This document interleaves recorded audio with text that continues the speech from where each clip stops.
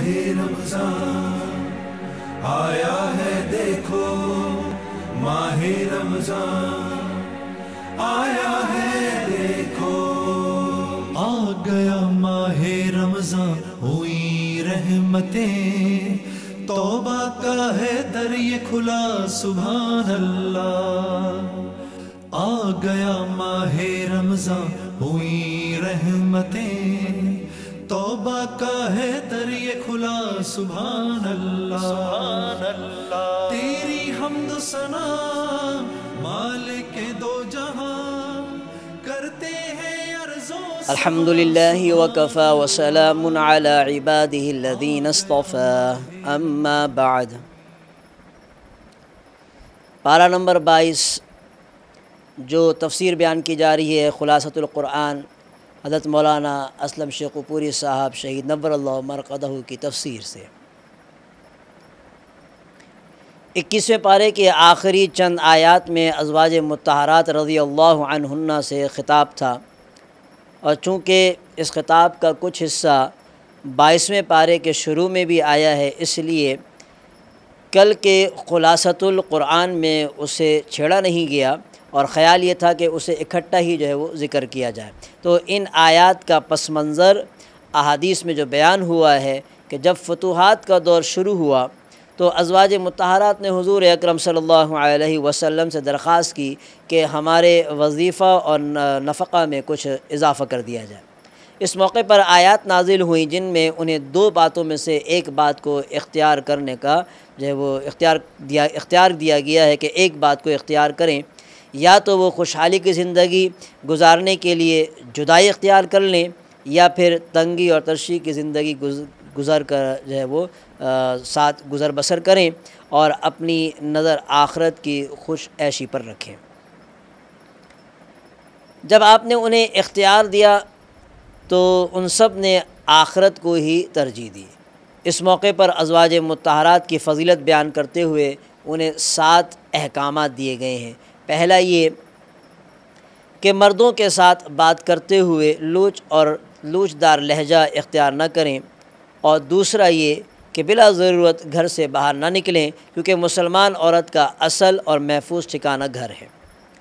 और तीसरा ये कि ज़माना जाहिलियत की ख़वातीन की तरह अपनी ज़ीनत और सतर का इज़हार करते हुए बाहर ना निकलें।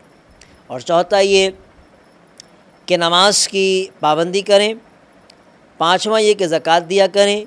और छठा ये उसके रसूल के इताअत करें। और सातवां ये कि कुरानी आयात की तिलावत और अहादीस का मुज़ाकरा करें, कि इसके अलावा जो अहम मज़ामीन सूरह अहज़ाब के इस हिस्से में बयान हुए हैं जो 22वें सिपारे में आया है, वो ये है मज़ामीन। अव्वल ये कि मुसलमान की शख्सियत को माशरे में नुमाया और इम्तियाज़ी हैसियत देने और उसका तशख़्ख़ुस और पहचान पैदा करने वाली 10 सिफ़ात बयान की गई हैं। ये सिफ़ात मर्द में हो या औरत में उसे मग़फ़रत और अजर अज़ीम का मुस्तहिक़ बना देती हैं, यानी इस्लाम, ईमान, क़ुनूत यानी दायमी इताअत, और सिद्क़, सब्र, खुशू, सदक़ा, रोज़े और शर्मगाह की हिफाजत और कसरत से अल्लाह का ज़िक्र करना, ये वो सिफ़ात हैं कि जो मर्द में हो या औरत में ये सिफ़ात आदमी को मग़फ़रत और अजर अज़ीम का मुस्तहिक़ बनाती हैं। दूसरा मज़मून सूरह अहज़ाब में 22वें सिपारे में ये ज़िक्र किया गया है कि इसमें एक मशहूर वाक़े की तरफ भी इशारा किया गया है कि जिसकी वजह से हुज़ूर अकरम सल्लल्लाहु अलैहि वसल्लम को मुखालिफ़ीन ने सख्त तनक़ीद और तान व तशनी का निशाना बनाया। हुआ यूँ कि जब आपके मुतबन्ना हज़रत ज़ैद बिन हारिसा और आपकी फूफीज़ाद बहन हज़रत ज़ैनब रज़ियल्लाहु अन्हा के दरमियान निबाह न हो सका और उनके दरमियान जुदाई वाक़ हो गई, तो अल्लाह के हुक्म से ख़ुद आपने हज़रत ज़ैनब से निकाह कर लिया। इस पर बड़ा शोर उठा कि मोहम्मद सल्लल्लाहु अलैहि वसल्लम ने अपने मुँह बोले बेटे की बीवी से शादी कर ली, जबकि जाहिली तसव्वुर में ये निकाह हराम था। अल्लाह ताला फरमाते हैं कि ये निकाह ख़ुद हमने करवाया था ताकि आइंदा मुतबन्ना की मुतल्लक़ा बीवी के साथ निकाह करने में मुसलमानों में कोई भी हर्ज बाकी ना रहे। اور یہاں ضمنی طور پر یہ بات بھی مان لی جائے کہ اسلام اور پیغمبر اسلام کے مخالفین نے ہمارے آقا صلی اللہ علیہ وسلم کی کثرت ازدواج میں معاذ اللہ شہوت پرستی کے عنصر کو بنیادی وجہ قرار دینے کی ناکام اور ناپاک کوشش کی ہے۔ یہاں اگر دو بنیادی نقطوں کو ملحوظ رکھا جائے تو اعتراضات کی لغویات ظاہر ہو جاتی ہیں۔ پہلا نقطہ تو یہ ہے کہ آپ نے اپنی بھرپور جوانی ایک ایسی خاتون کے ساتھ گزاری کہ جو عمر میں آپ سے تقریباً دوگنی تھی۔ جب تک وہ زندہ رہیں آپ نے کسی دوسری خاتون کو اپنے عقد میں قبول نہیں کیا۔ حضرت خدیجہ رضی اللہ عنہا کے علاوہ جتنی خواتین سے بھی آپ نے شادیاں کی ہیں وہ بڑھاپے کی حدود میں قدم رکھ چکی تھیں، یعنی 50 وہ بڑھاپے کی حدود میں قدم رکھنے کے بعد یعنی آپ نے شادی کی ہے، یعنی 50 سال کی عمر کے بعد آپ نے کی ہے۔ اور دوسرا نقطہ یہ ہے کہ سوائے حضرت عائشہ صدیقہ رضی اللہ عنہا کے کہ آپ کی کوئی بیوی بھی کنواری نہیں تھی سوائے حضرت عائشہ صدیقہ رضی اللہ عنہا کے۔ تو اگر معاذ اللہ کثرت ازدواج سے آپ کا مقصد شہوت پرستی ہوتا تو آپ یہ شادیاں جوانی میں اور باکرہ لڑکیوں سے کرتے۔ حقیقت یہ ہے کہ تعدد ازدواج میں تعلیمی، تشریعی، اجتماعی اور سیاسی حکمتیں پوشیدہ تھیں، مگر یہ خلاصہ ہے اور اس کی تفصیل اب یہاں بیان کرنا جو ہے جگہ نہیں اور اجازت بھی اس کی نہیں دیتا کہ اس کی یہاں تفصیل بیان کی جائے، اس لیے خلاصہ اس کا بیان کیا گیا۔ اور نبی کریم صلی اللہ علیہ وسلم کی صورت میں مومنوں کو اللہ تعالیٰ نے جو نعمت عظمیٰ عطا فرمائی ہے، اللہ نے اس کی یاد دہانی بھی کرائی ہے اور آپ کی 5 امتیازی اوصاف ذکر فرمائے ہیں۔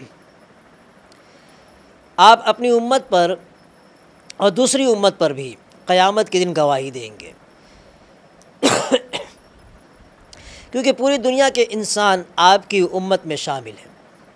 جنہوں نے ایمان قبول کر لیا وہ امت اجابت میں شامل ہیں، اور جنہوں نے ایمان قبول نہ کیا وہ امت دعوت میں داخل ہیں۔ اہل ایمان کو آپ سعادت اور جنت کی بشارت دینے والے ہیں۔ کفار اور فجار کو اللہ کے عذاب اور ہلاکت سے ڈرانا آپ کی ذمہ داری ہے۔ آپ نیکی، اصلاح، اخلاق حسنہ اور استقامت کی دعوت دینے والے ہیں۔ آپ کی دعوت نہ دنیا کی دعوت تھی، نہ اقتدار کی، نہ مال غنیمت جمع کرنے کی، اور نہ ہی قومیت اور عصبیت کی، بلکہ آپ کی دعوت خالص اللہ تعالیٰ کی رضا کے لیے تھی، جس کا مقصد صلاح اور اصلاح کے سوا کچھ بھی نہ تھا۔ اس میں کیا شک ہے کہ انبیاء کے اعمال میں سب سے افضل عمل دعوت ہی ہے، اور خود رب تعالیٰ نے فرمایا، اور اس سے زیادہ اچھی بات والا کون ہے جو اللہ کی طرف بلائے اور نیک کام کرے اور کہے کہ میں یقیناً مسلمانوں میں سے ہوں۔ آپ سراج منیر ہیں کہ آپ کے پر نور وجود سے ظلمتیں دور ہوئیں اور شبہات کا ازالہ ہوا۔ اللہ تعالیٰ نے ہمارے آقا صلی اللہ علیہ وسلم کو چمکتے ہوئے سورج کے ساتھ تشبیہ دی ہے، کیونکہ اللہ تعالیٰ نے آپ کے ذریعے شرک و ضلال کی گمراہیوں کو دور کیا اور گمراہوں کو ہدایت دی، بلکہ ایسے ہی جیسے جب سورج روشن ہو جاتا ہے تو رات کی تاریکی کافور ہو جاتی ہے اور منزل تک پہنچنا آسان ہو جاتا ہے۔ اس کے علاوہ سورہ احزاب وہ آداب بھی بیان کرتی ہے کہ جن آداب سے زمانہ جاہلیت میں لوگ نا آشنا تھے۔ یہاں ان میں سے 3 آداب مذکور ہیں۔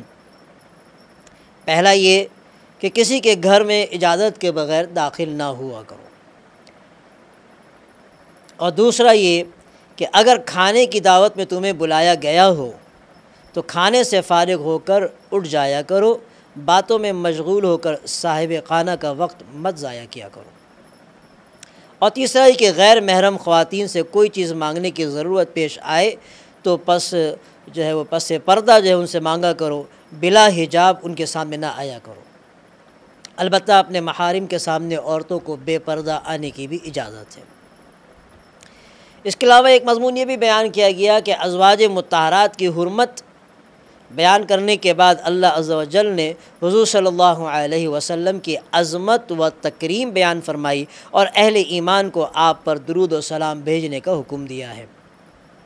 آپ پر درود و سلام حقیقت میں خود ہمارے لیے عزت و تکریم اور ذریعہ رفع درجات اور کفارہ سیئات ہے۔ حضرت ابو طلحہ رضی اللہ عنہ سے روایت ہے کہ ایک دن حضور اقدس صلی اللہ علیہ وسلم تشریف لائے تو آپ کے چہرہ مبارک پر خوشی کے آثار تھے۔ صحابہ نے عرض کیا کہ یا رسول اللہ، آج ہم چہرہ انور پر خوشی کے غیر معمولی آثار دیکھ رہے ہیں۔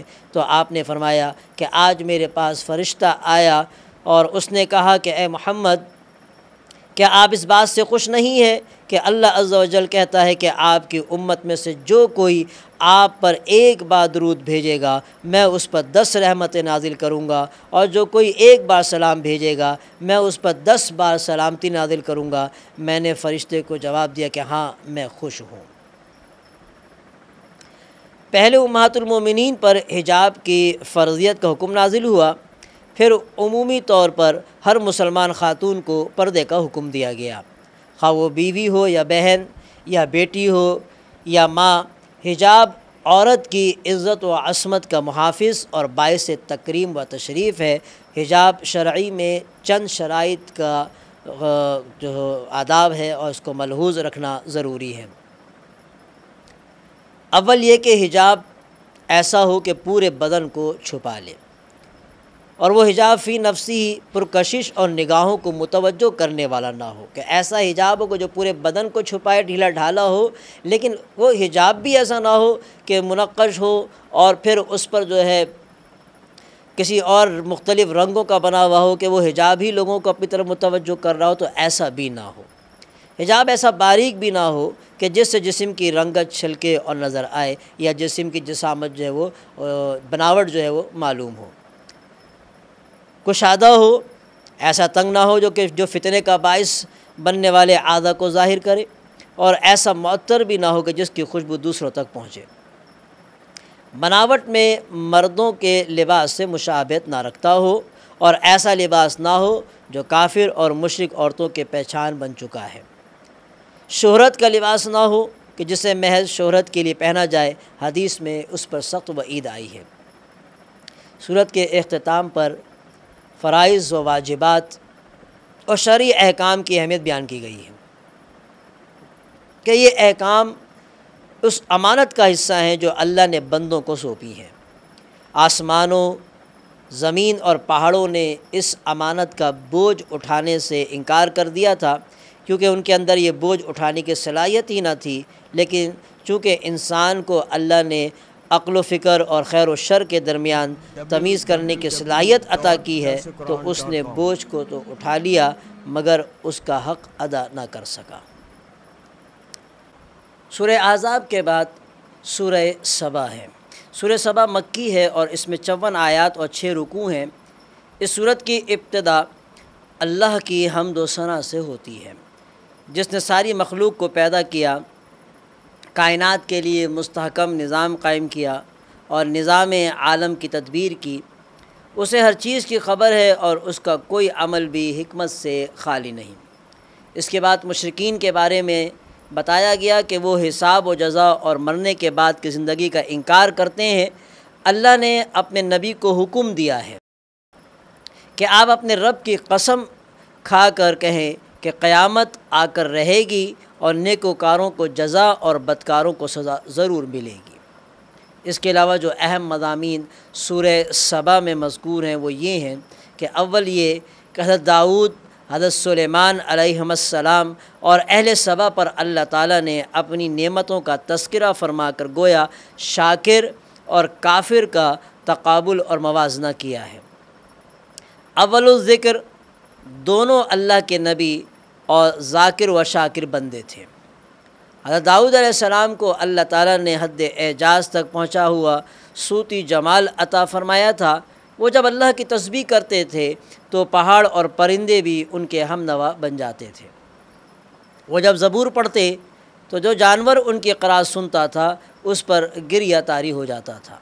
اللہ نے ان کے لیے لوہا نرم کر دیا تھا، وہ اسے جس طرف چاہے موڑ لیتے اور جو کچھ چاہتے اس سے بنا لیتے۔ انہوں نے کارخانہ بنا رکھا تھا جس میں لوہے کی مضبوط زرہیں بنتی تھیں۔ اسے دنیا کی پہلی اسٹیل مل بھی قرار دیا جا سکتا ہے، جسے اللہ تعالیٰ نے داؤد علیہ السلام پر خصوصی انعامات کیے تھے۔ یوں ہی حضرت سلیمان علیہ السلام کو بھی خوب نوازا تھا اور انہیں اللہ نے پرندوں کی بولی سکھائی تھی۔ ان کے لیے تانبا بہتے ہوئے چشمے کی شکل اختیار کر جاتا تھا اور اس سے جو چاہتے بسہولت بنا لیتے۔ جنات ان کے تابع تھے، ان سے آپ تعمیرات اور حمل و نقل کے مشکل ترین کام لیتے تھے۔ ان کے لیے ہوا کو مسخر کر دیا گیا تھا۔ آج کل جیسے ہوائی جہاز ہوتے ہیں، یوں ہی آپ کا ہوائی تخت بھی تھا جو 2 ماہ کی مسافت دن کے تھوڑے سے حصے میں طے کر لیتا تھا۔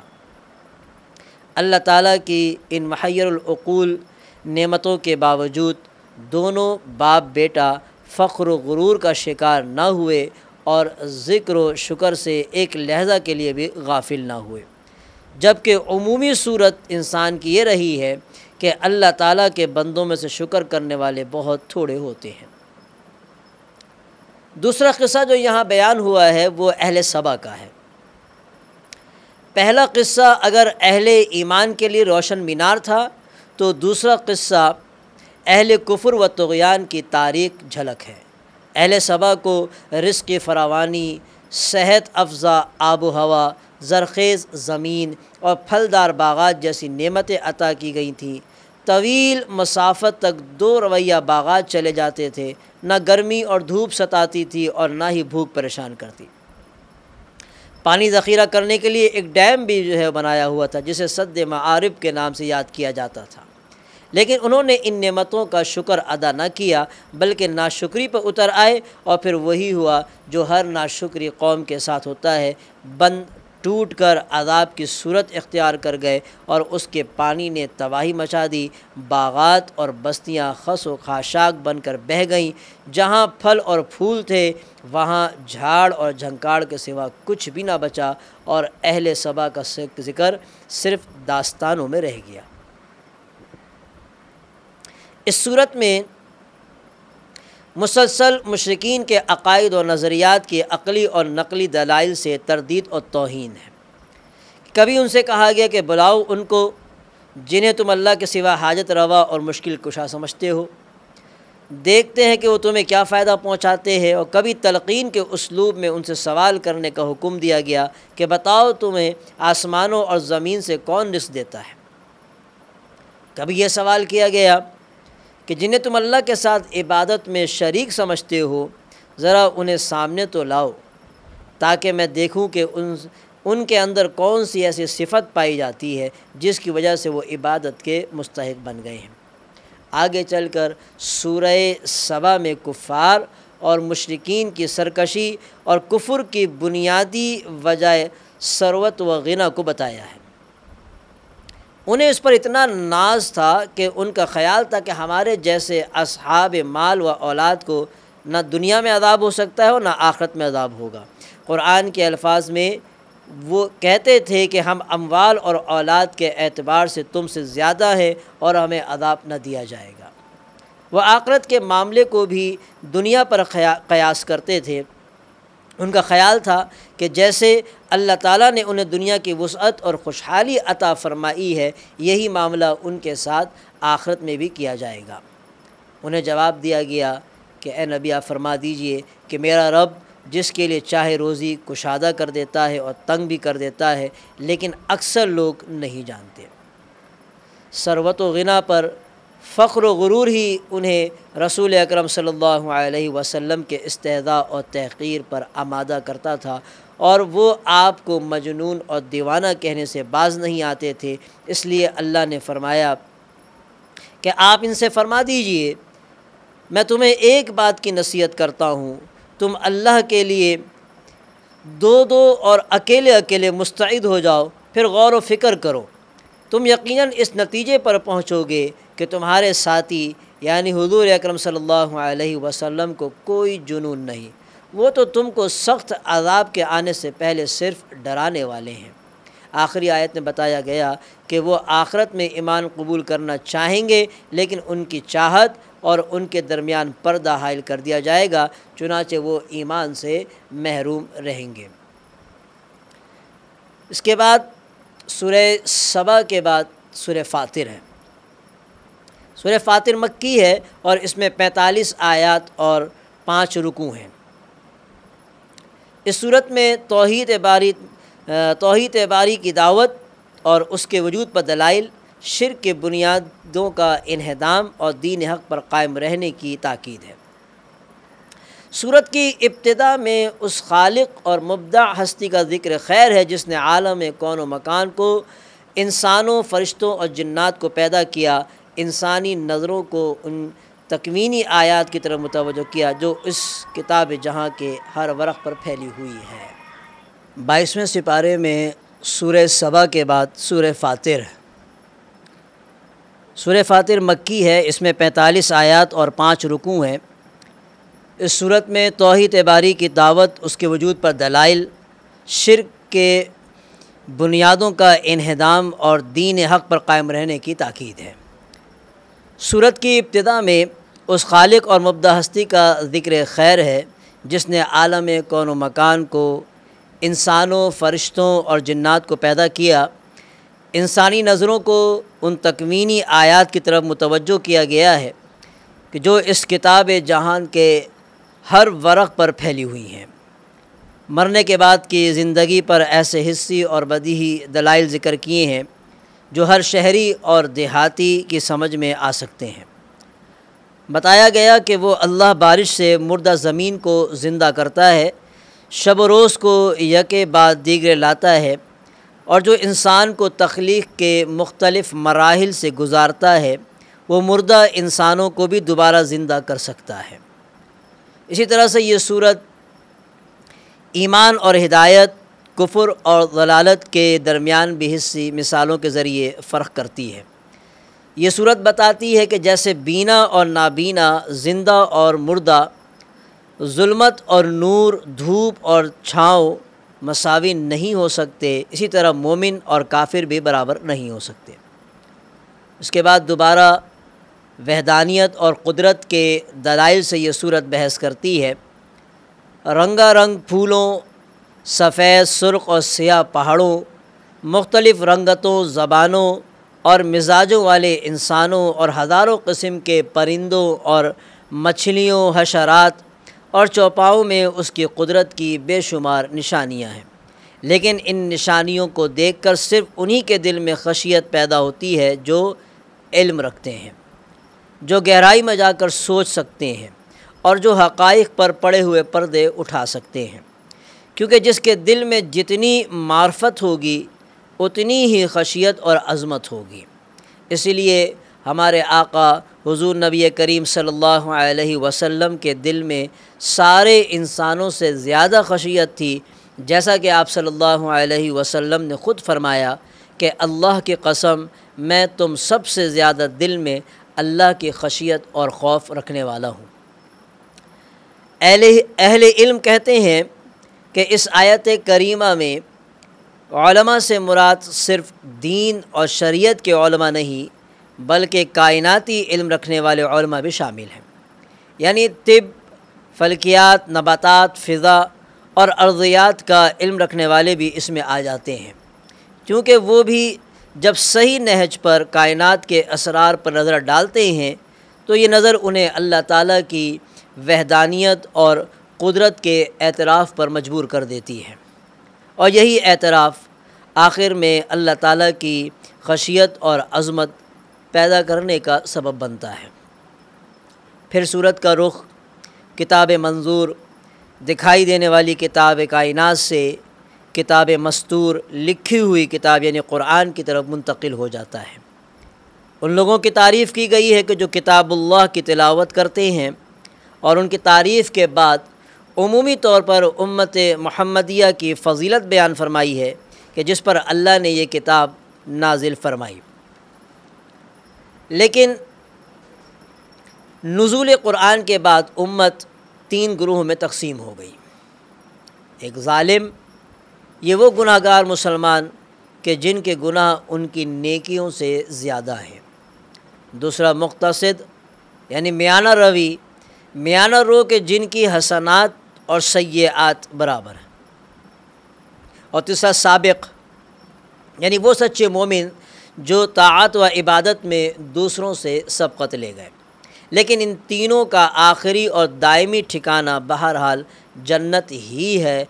کوئی براہ راست جنت میں جائے گا اور کوئی اپنے گناہوں کا خمیازہ بھگتنے کے بعد جائے گا۔ سورت کے اختتام پر اللہ کے حلم اور بردباری کا ذکر ہے کہ وہ گناہوں پر نقد اور فوری سزا نہیں دیتا۔ اگر ایسا ہوتا تو زمین پر انسان تو انسان، کوئی حیوان اور چرند پرند بھی زندہ نہ رہ سکتا۔ اس نے جزا سزا کے لیے ایک وقت معین کر رکھا ہے، وہ وقت جب آ جائے گا تو پھر کامل عدل کا نظام حرکت میں آ جائے گا۔ سورہ فاطر کے بعد سورہ 22ویں سپارے میں پھر سورہ یاسین شروع ہو جاتی ہے۔ یہ سورہ یاسین مکی ہے اور اس میں 33 آیات اور 5 رکوع ہیں۔ ہمارے مسلمان بھائی اس سورت کو جانکنی کے آسانی کے لیے تو پڑھتے ہیں، لیکن اس پر عمل کرنے والے کم ہیں، جبکہ اصل فضیلت و ثواب اور اللہ کا قرب اس کے مشمولات پر عمل کرنے ہی سے حاصل ہو سکتا ہے۔ اس سورت کی ابتدا میں اللہ تعالیٰ نے ہمارے آقا صلی اللہ علیہ وسلم کی رسالت کی سچائی پر قرآن کی قسم کھائی ہے۔ پھر ان کفار قریش کا تذکرہ ہے جو کفر و ضلال میں بہت آگے نکل گئے تھے، جس کی وجہ سے وہ اللہ کے عذاب کے مستحق ہو گئے۔ اس کے بعد اس بستی والوں کا ذکر ہے جنہوں نے یک بعد دیگر اللہ کے 3 انبیاء کو جھٹلایا، اور جب انہی میں سے ایک حق پرست اور ناصح انہیں سمجھانے لگا تو اسے شہید کر دیا۔ اس ناصح کی گفتگو کا کچھ حصہ پارہ نمبر 23 کی ابتدا میں ہے، جس کا خلاصہ انشاءاللہ وہیں پارہ نمبر 23 میں پیش کیا جائے گا۔ یہاں 22ویں سپارے کی تفسیر ختم ہوئی۔ وآخر دعوانا الحمدللہ www.darsulquran.com کرتے ہیں عرض و سما سبحان اللہ۔ ماہ رمضان آیا ہے دیکھو، ماہ رمضان